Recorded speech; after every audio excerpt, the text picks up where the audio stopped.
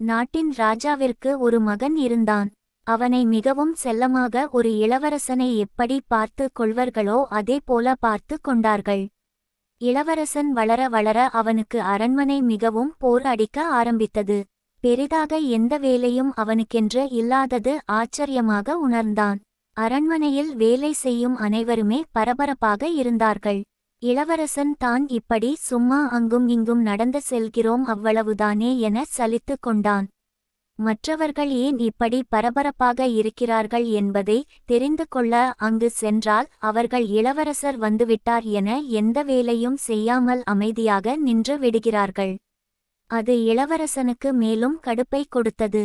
இதற்கு முடிவு கட்ட நினைத்த இளவரசன் சமையலறை எப்போதுமே பரபரப்பாக இருக்கிறது, அதனால் அங்கு செல்லலாம் என முடிவு செய்தான். ஆனால் இந்த முறை இளவரசனாக அல்லாமல் சமையலறையில் எடுபுடி வேலை செய்யும் பையனைப் போல மாறு வேடம் போட்டு சென்றான். அங்கு உள்ளே நுழைந்ததும் ஒரு 10-15 பேர் அதிரடியாக வேலை செய்து கொண்டிருந்தார்கள். என்னடா இது, நமக்கு ஒரு வேலை இல்லை, இவர்கள் நிற்க நேரமில்லாமல் ஓடுகிறார்கள் என யோசித்து கொண்டே இருந்தான். அவன் அருகில் இருந்த ஒருவன், என்னடா வேடிக்கை பார்க்கிறாய், இளவரசர் உணவருந்த அந்த வெள்ளித் தட்டுகளை சுத்தம் செய் என்றான். ஒரு தட்டில் தானே சாப்பிடப் போகிறார், அதற்கு ஏன் இவ்வளவு சுத்தம் செய்ய வேண்டும் என்றார் இளவரசன்.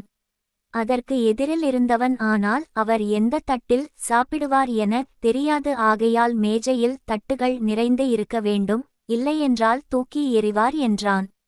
அதை கழுவி முடிப்பதற்குள் ஆரஞ்சு மற்றும் திராட்சை பழங்களை வைத்து தோல்களை நீக்க சொன்னான்.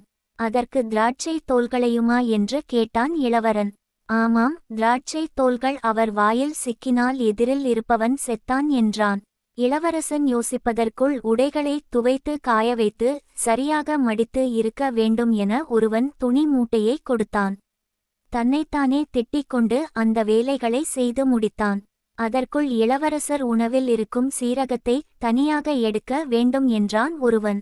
கண்கள் பிதுங்கி வெளியே வரும் அளவுக்கு முழித்தான் இளவரசன். ஏன் ஏன் என்றான். அதற்கு அருகில் இருந்தவன், அவருக்கு உணவில் சீரகம் இருப்பது பிடிக்காது என்றான். அப்படியென்றால் அதை போடாமல் சமைக்கலாமே என்றான் இளவரசன். அப்படி செய்தால் ருசி இல்லை என பயங்கரமான தண்டனைகளை கொடுப்பார் என்றான். அவ்வளவு கொடுமைக்காரனா என இளவரசன் கேட்க, கொஞ்சம் சோம்பேறி அவ்வளவுதான் என சொல்லி முடித்தான். இளவரசனுக்கு ஒரு வேலை இல்லாமல் இவர்களே செய்து முடித்தால் நான் என்ன செய்வேன், என் பொழுதை போக்க என யோசித்து கொண்டே தனது அறைக்கு வந்தான். கொஞ்ச நேரத்திலே உணவு தயார் என செய்தி வர காலையில் இருந்து வேலை செய்த அலுப்பில் இருந்தான் இளவரசன். அந்த சோர்வான முகத்துடன் அவன் முன் வைத்திருந்த உணவுகளை சாப்பிட்டான். இதில் இருக்கும் சின்ன சின்ன உழைப்பும் அவன் கண் முன் வந்தது. அங்கிருந்த வேலையாட்களிடம் கனிவாக பேச ஆரம்பித்தான். அவனிடம் ஏதோ மாற்றம் இருப்பதை பணியாட்கள் புரிந்து கொண்டார்கள். அதன் பிறகு அவன் பல வேலைகளை தானே செய்து கொண்டான். இதனால் அவன் மனது நிம்மதியாக இருந்தது.